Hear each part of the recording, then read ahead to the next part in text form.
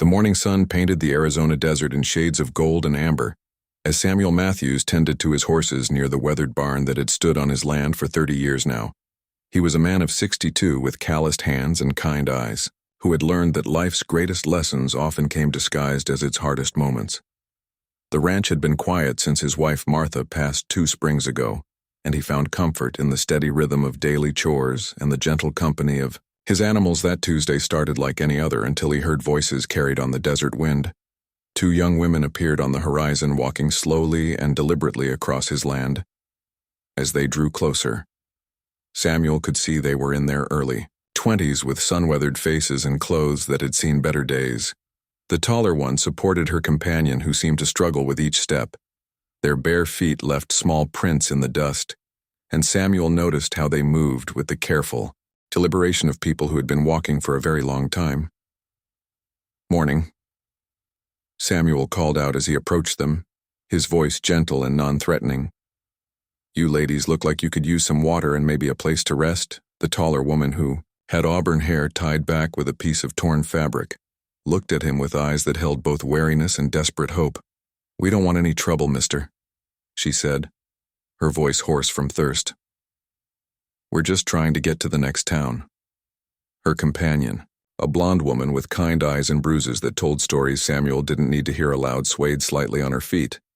"Name's Samuel Matthews, and this is my land," he said, removing his hat in the old-fashioned way his father had taught him, "and there's no trouble here except maybe the trouble of letting 2 ladies walk through this desert without proper provisions." The auburn-haired woman, who would later tell him her name was Catherine, studied his face for a long moment. Years of hardship had taught her to read people quickly, and what she saw in Samuel's weathered features was something she hadn't encountered in a very long time. Genuine kindness without expectation. "I'm Catherine, and this is my friend Eleanor," she said finally. "We've been walking since before dawn." Eleanor swayed again, and Samuel stepped forward instinctively. "Let's get you both inside," he said. "I've got fresh water, and Eleanor there looks like she needs to get out of this sun." The ranch house was simple but clean, with wide windows that let in the morning light and furniture that spoke of a woman's touch. Though Samuel lived alone now, he settled both women in the kitchen and brought them glasses of cool well water that they drank with the grateful urgency of people who had been truly thirsty. "You don't need to tell me your business," Samuel said as he prepared a simple breakfast of eggs and biscuits. "But if you're running from something or someone, you're welcome to stay until you figure out your next step." Catherine looked at him with surprise. "You don't know us," she said. "We could be anyone." Samuel cracked eggs into the iron skillet with practiced ease. "My Martha used to say that kindness doesn't require a resume," he replied. "And I figure, if the good Lord brought you to my door, there's probably a reason." Eleanor spoke for the first time since arriving, her voice barely above a whisper. "We don't have money to pay you."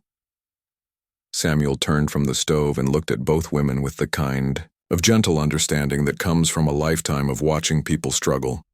"Did I ask for money?" As the morning progressed, Samuel learned pieces of their story. They had fled from a situation that had grown dangerous, though they shared few details, and Samuel didn't press.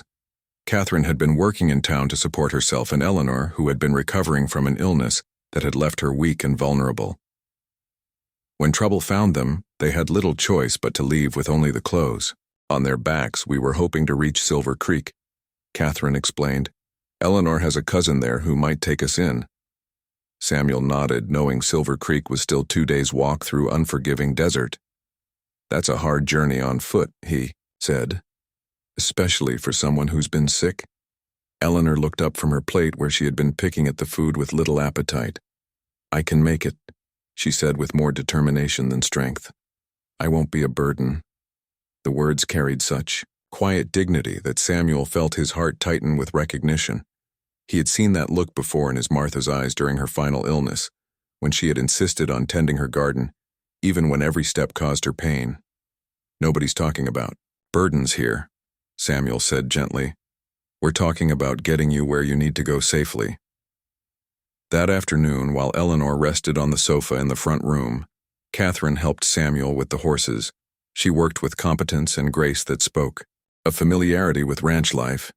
"You know your way around animals." Samuel observed as she brushed down his mare Belle. My father had a small place when I was growing up, Catherine replied. Before he got sick and we lost it. She paused in her brushing and looked out toward the desert. Seems like everything good gets taken away eventually. Samuel considered her words as he cleaned Belle's hooves.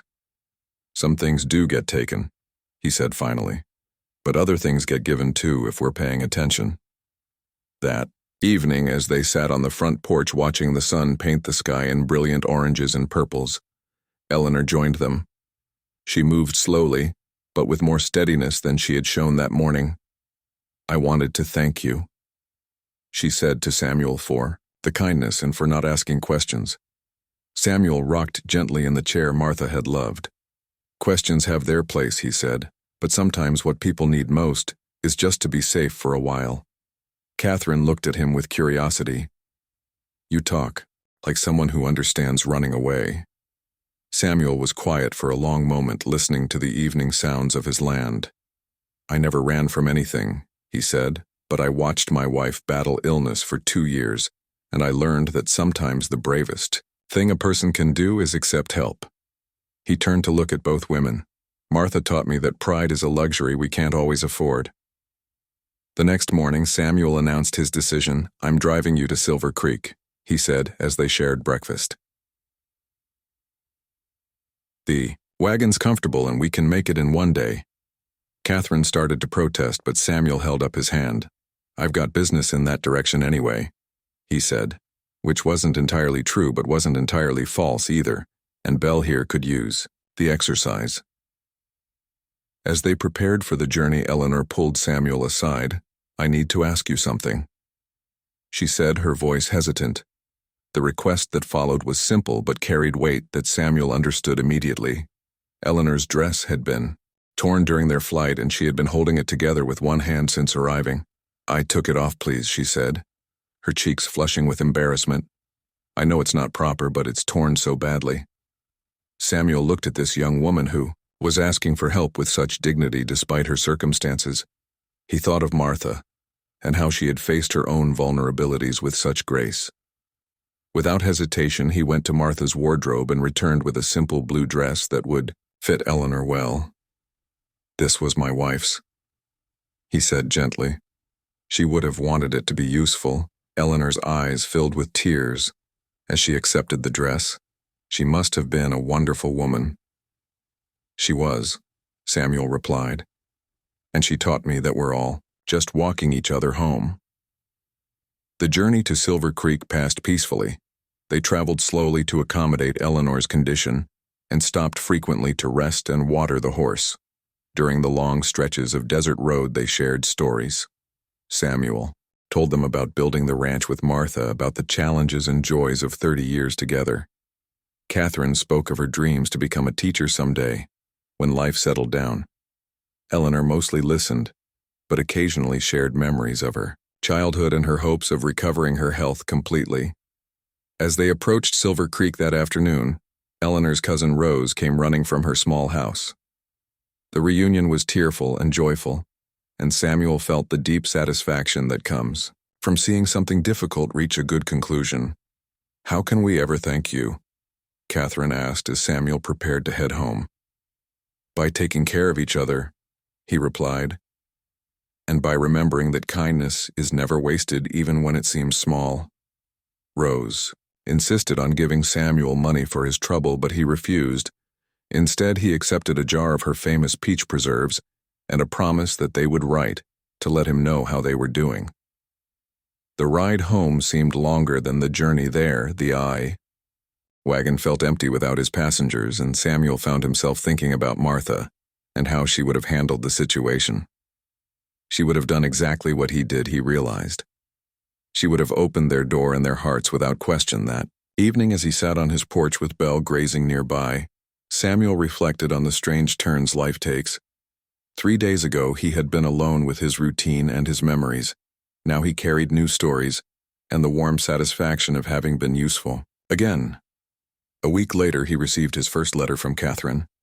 Eleanor was improving steadily and had already found work helping Rose with her sewing.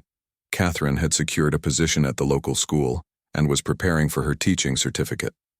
But what touched Samuel most was Catherine's final paragraph. "You showed us that there are still good people in the world," she wrote, "people who help without expecting anything in return. Eleanor and I talk often about your kindness, and we want you to know that it changed something in both of us. We had begun to think that everyone was only looking out for themselves. You proved us wrong and gave us back our faith in humanity. Sa."